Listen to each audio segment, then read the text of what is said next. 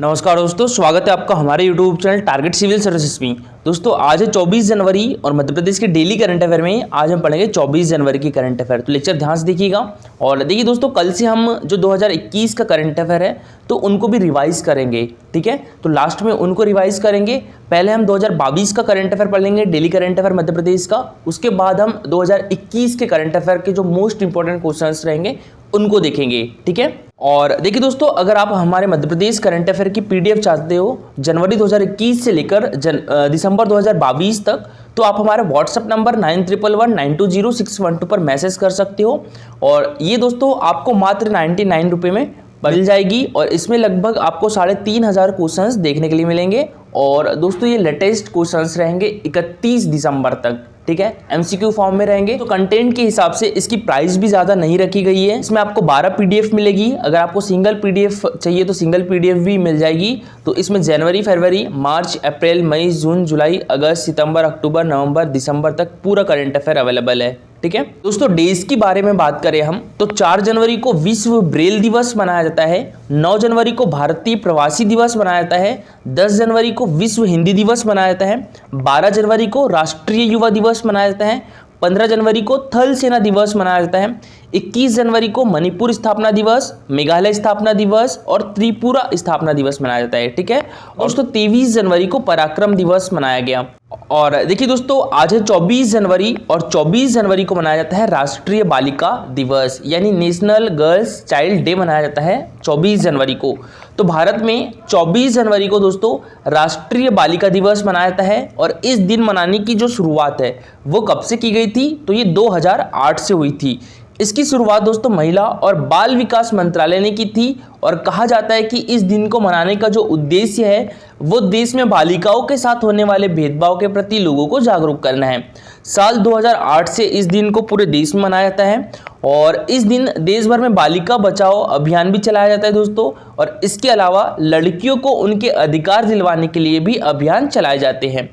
इस दिन इंदिरा गांधी पहली बार प्रधानमंत्री की कुर्सी पर बैठी थी, इसलिए इस दिन को राष्ट्रीय बालिका दिवस के रूप में मनाने का निर्णय लिया गया है। कब से दोस्तों? 2008 से। और देखिए हम थीम की बात करें तो देखिए दोस्तों, जो राष्ट्रीय बालिका दिवस है उसमें 2021 की थीम क्या थी? डिजिटल जनरेशन अवर जनरेशन, ठीक है।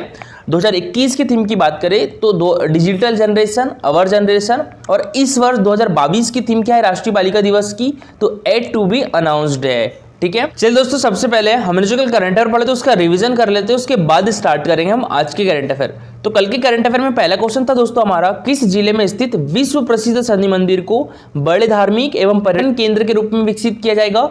तो दोस्तों ये मुरैना जिले में स्थित विश्व प्रसिद्ध शनि मंदिर को बड़े धार्मिक एवं पर्यटन केंद्र के रूप में विकसित किया जाएगा। तो इसका आंसर क्या हो गया था? Option number C. तो दोस्तों यहाँ करेक्शन कर लीजिएगा, कल मैंने ग्वालियर बता दिया था जो कि गलत है, ग्वालियर में नहीं है, ये मुरैना में है, ठीक है। तो याद रखिएगा मुरैना जिले में स्थित शनि मंदिर को बड़े धार्मिक एवं पर्यटन के रूप में विकसित किया जाएगा। ये घोषणा किसके द्वारा की गई दोस्तों? तो केंद्रीय कृषि एवं किसान कल्याण मंत्री नरेंद्र सिंह तोमर जी के द्वारा की गई है, ठीक है। और ये किस डिस्ट्रिक्ट से सांसद है दोस्तों? तो मुरैना से सांसद है, ये भी याद रखिएगा। नेक्स्ट क्वेश्चन दोस्तों हमारा, हाल ही में किस जिले के श्री दिनेश कुमार वर्मा का नाम इंडिया बुक ऑफ रिकॉर्ड्स में दर्ज किया गया है दोस्तों? तो ये बालाघाट डिस्ट्रिक्ट के है, ठीक है। तो इसका आंसर क्या हो जाएगा? Option number C. दोस्तों इन्होंने ऐसा क्या काम किया जो इनका नाम इंडिया बुक ऑफ रिकॉर्ड्स में दर्ज किया गया? तो देखिए इन्होंने जो गेंदे का पौधा लगाया था उसकी लंबाई जो है राष्ट्रीय लंबाई से भी अधिक हो गई है, ठीक है। और उसकी लंबाई कितनी है दोस्तों? 12 फीट 8 इंच है, ठीक है। तो ये याद रखिएगा। नेक्स्ट क्वेश्चन दोस्तों हमारा, किस जिले की सुविधा भोसले गायकवाड़ देश की सबसे युवा महिला अंपायर बन गई दोस्तों? तो ये झाबुआ डिस्ट्रिक्ट की है। तो इसका आंसर क्या हो जाएगा? ऑप्शन नंबर ए, ठीक है दोस्तों। झाबुआ डिस्ट्रिक्ट की सुविधा भोसले गायकवाड़ देश की सबसे युवा महिला एम्पायर बन गई है दोस्तों, ठीक है। और दोस्तों ये है सुविधा भोसले गायकवाड़, इनका संबंध हमारे मध्य प्रदेश के किस डिस्ट्रिक्ट से है? तो झाबुआ डिस्ट्रिक्ट से है। दोस्तों बात करें हम यहाँ पर क्रिकेट की तो हमारे मध्य प्रदेश में क्रिकेट एकेडमी कहाँ पर है दोस्तों? तो ये ग्वालियर डिस्ट्रिक्ट में है, ठीक है। और देखिए ग्वालियर डिस्ट्रिक्ट में दोस्तों एक क्रिकेट से रिलेटेड स्टेडियम भी है, उसका नाम क्या है? रूप सिंह स्टेडियम है, ठीक है। और देखिए क्रिकेट स्टेडियम और कौन कौन से हमारे मध्य प्रदेश में? तो एक नेहरू स्टेडियम है, इंदौर डिस्ट्रिक्ट में है। एक उषा राजे होलकर स्टेडियम है, ये भी इंदौर डिस्ट्रिक्ट में है। और दोस्तों हमारे मध्य प्रदेश होलकर क्रिकेट एसोसिएशन का मुख्यालय कहाँ पर है? तो ये इंदौर डिस्ट्रिक्ट में है, ठीक है। इसकी स्थापना कब हुई थी? तो ये 1941 2001 में हुई थी। तो क्वेश्चन दोस्तों हमारा, किस जिले के अनुराग श्रीवास्तव ने स्टार्टअप इंडिया प्रोग्राम के तहत महिला सशक्तिकरण की दिशा में दीदी ऐप बनाया है दोस्तों? तो ये किस डिस्ट्रिक्ट की है? तो ये सतना डिस्ट्रिक्ट की है। तो इसका आंसर हो जाएगा ऑप्शन नंबर बी। दोस्तों सतना डिस्ट्रिक्ट के अनुराग श्रीवास्तव ने स्टार्टअप इंडिया प्रोग्राम के तहत महिला सशक्तिकरण की दिशा में दीदी ऐप बनाया है। ठीक है, और यह है दोस्तों अनुराग श्रीवास्तव और इनके द्वारा तैयार किया गया है दीदी ऐप। इस खादी तथा ग्रामोद्योग बोर्ड का अध्यक्ष किसे नियुक्त किया गया है दोस्तों? तो ये किया गया है श्री जितेंद्र लिटोरिया को। तो इसका आंसर क्या हो जाएगा दोस्तों? Option number D. ठीक है, श्री जितेंद्र लिटोरिया। और दोस्तों ये है श्री जितेंद्र लिटोरिया, इनको अभी हाल ही में मध्य प्रदेश शासन के द्वारा मध्य प्रदेश खादी तथा ग्रामोद्योग बोर्ड का अध्यक्ष नियुक्त किया गया है। दोस्तों बात करें हम यहाँ पर मध्य प्रदेश खादी तथा ग्रामोद्योग बोर्ड की, तो इसका मुख्यालय कहाँ पर है दोस्तों? तो ये हमारे मध्य प्रदेश की राजधानी भोपाल में है। ठीक है, मध्य प्रदेश खादी तथा ग्रामोद्योग बोर्ड का मुख्यालय कहाँ पर है? भोपाल में है। और मध्य प्रदेश खादी तथा ग्रामोद्योग बोर्ड की स्थापना कब की गई थी दोस्तों? तो ये 1960-61 में की गई थी। ठीक है, याद रखिएगा, मध्य प्रदेश खादी तथा ग्रामोद्योग बोर्ड की स्थापना कब की गई थी? 1960-61 में की गई थी। नेक्स्ट क्वेश्चन था दोस्तों हमारा, हाल ही में प्रसिद्ध भारतीय कथक नर्तक पंडित बिरजू महाराज जी का निधन हो गया है। तो दोस्तों आपको बताना है कि इनको मध्य प्रदेश शासन के द्वारा किस सम्मान से सम्मानित किया गया था दोस्तों? तो ये किया गया था राष्ट्रीय कालिदास सम्मान से। तो इसका आंसर क्या गया था? Option number A. ठीक है, राष्ट्रीय कालिदास सम्मान से सम्मानित किया गया था दोस्तों भारतीय कथक नर्तक पंडित बिरजू महाराज जी का। तो इनका अभी हाल ही में निधन हो गया है। ठीक है, और दोस्तों पंडित बिरजू महाराज जी को पद्म विभूषण कब मिला था? तो ये 1986 में मिला था। तो पंडित बिरजू महाराज जी को जो पद्म विभूषण है वो 1986 में मिला था। दोस्तों पंडित बिरजू महाराज जी का संबंध किस राज्य से है? तो इनका संबंध उत्तर प्रदेश से है। ठीक है, इनका जन्म उत्तर प्रदेश के लखनऊ में हुआ था। कब हुआ था दोस्तों? 4 फरवरी 1938 को हुआ था। नेक्स्ट क्वेश्चन दोस्तों हमारा, किस राज्य सरकार के द्वारा घरेलू हिंसा सहायता योजना लागू करने का निर्णय लिया गया है दोस्तों? तो ये हमारी मध्य प्रदेश गवर्नमेंट के द्वारा।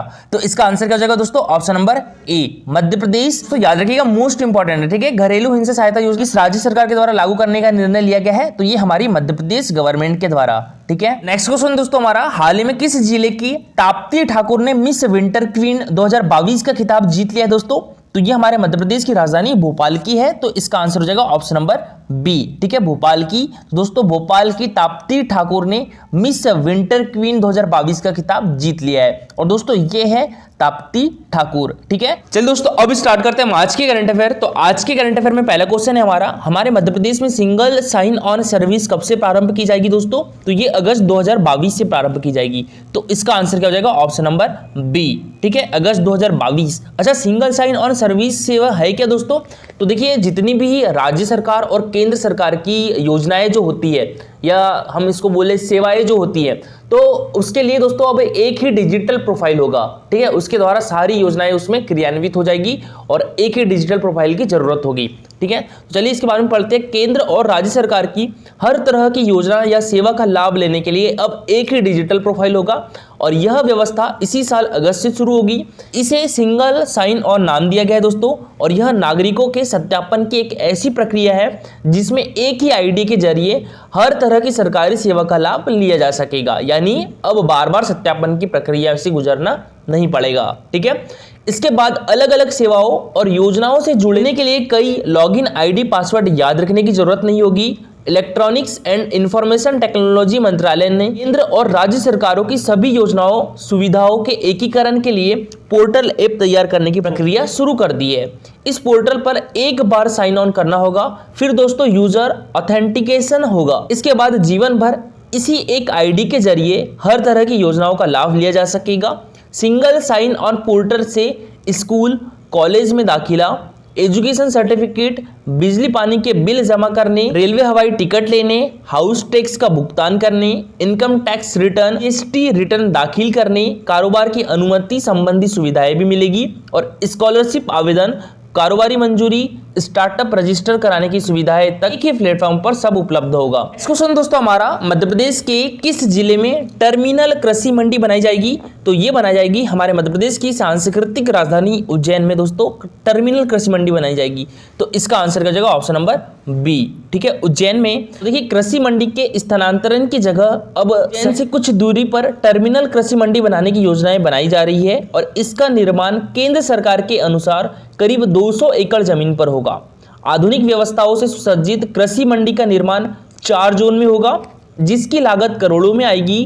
केंद्र सरकार की योजना के तहत प्रदेश की बड़ी मंडियों को टर्मिनल मंडी बनाकर आधुनिक सुविधा प्रदान करना है, जिसमें किसानों की उपज की ऑनलाइन नीलामी से लेकर भुगतान तक की तत्काल व्यवस्था होगी। दोस्तों अभी उज्जैन जिले में उद्यानिकी उपज की खेती भी ज्यादा होने लगी है और आलू, प्याज, लहसुन की पैदावार भी बढ़ गई है। तो टर्मिनल मंडी बनने के बाद इनको बाहर जाने की जरूरत नहीं पड़ेगी, क्योंकि इस मंडी में 4 जोन में पहला जोन कृषि उपज की खरीदी बिक्री का रहेगा और दूसरे जोन में प्रोसेसिंग यूनिट लगाई जाएगी, जहां पर आलू, चिप्स, टमाटर, सॉस, लहसुन के विभिन्न प्रोडक्ट बनेंगे। दोस्तों बात करें हम यहाँ पर उज्जैन डिस्ट्रिक्ट की, तो ये है उज्जैन डिस्ट्रिक्ट की लोकेशन।